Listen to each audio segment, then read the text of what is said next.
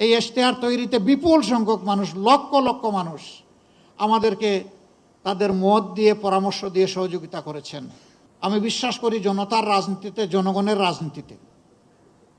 এই জন্য আমাদের ইশতেহার তৈরিতে আমরা জনতার কাছে তাদের অভিপ্রায়, অভিমত, আকাঙ্ক্ষা এবং তাদের পরামর্শ আমরা চেয়েছি। এই ইশতেহার তৈরিতে বিপুল সংখ্যক মানুষ, লক্ষ লক্ষ মানুষ আমাদেরকে তাদের মত দিয়ে, পরামর্শ দিয়ে সহযোগিতা করেছেন। যারা ইশতেহার তৈরি করেছেন আর ইশতেহার তৈরিতে এইভাবে সহযোগিতা করেছেন, আজকের এই মুহূর্তে আমি তাদের সকলের প্রতি গভীর শ্রদ্ধা নিবেদন করছি। তারা আমাদেরকে উৎসাহিত করেছেন, তাদের চিন্তাগুলো আমরা বুঝতে পেরেছি। তৃণমূল থেকে সর্বোচ্চ পর্যায়ের মানুষেরা আমাদেরকে সহযোগিতা করেছেন। আমাদের যে ইশতেহার, এই ইশতেহার হবে ইনশাআল্লাহ জনবান্ধব, ব্যবসা বান্ধব, শান্তি বান্ধব, শৃঙ্খলা বান্ধব।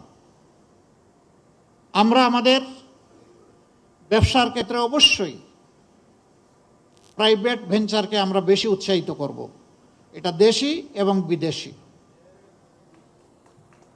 শিল্প মালিক যারা হবেন তাদেরকে আমরা সমাজের আইকন হিসাবে কবুল করব। আর এই মালিকেরা যারা লক্ষ লক্ষ শ্রমিককে চাকরি প্রোভাইড করেন, তারা কার্যত লক্ষ লক্ষ পরিবারের মুখে খাবার তুলে দেন। আমরা সেই শিল্পগুলোকে শিশুর মতো কুলে তুলে লালন করব ইনশাআল্লাহ।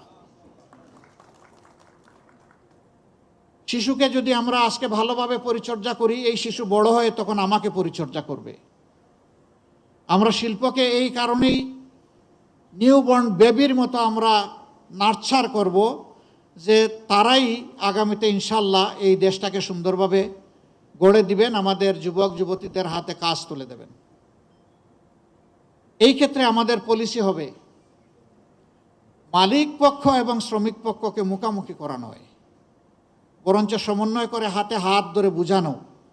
শিল্প বাঁচাতে হলে শ্রমিককে বাঁচাতে হবে, আর শ্রমিকদেরকে বুঝাতে হবে যে যদি শিল্প বাঁচে তাহলে তুমিও বাঁচবা।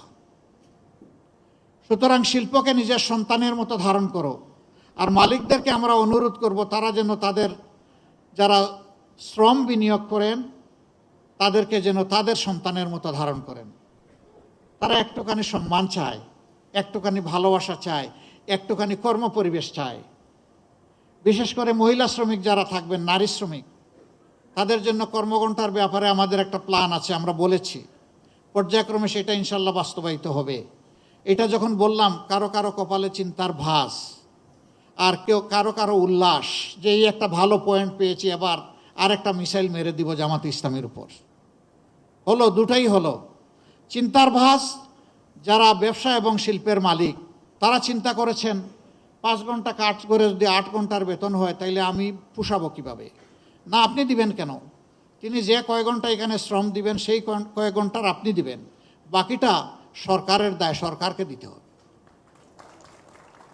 মায়েরা সমাজ গড়ে দিবেন আর মায়েদেরকে এটুকু সম্মান আমরা দেখাবো না, এটা হতে পারে না। দুনিয়ার বহু দেশে এটা আছে।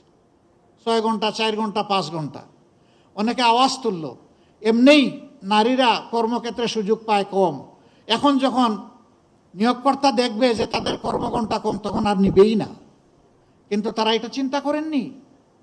যখন একজন সন্তান সম্ভবা মা, এরপরে যখন তিনি সন্তানকে জন্ম দেন, তারা লালন পালন করেন, অনেক সময় 8 ঘন্টা কাজ করতে পারবেন না বলে পুরা চাকরিটাই ছেড়ে দেন।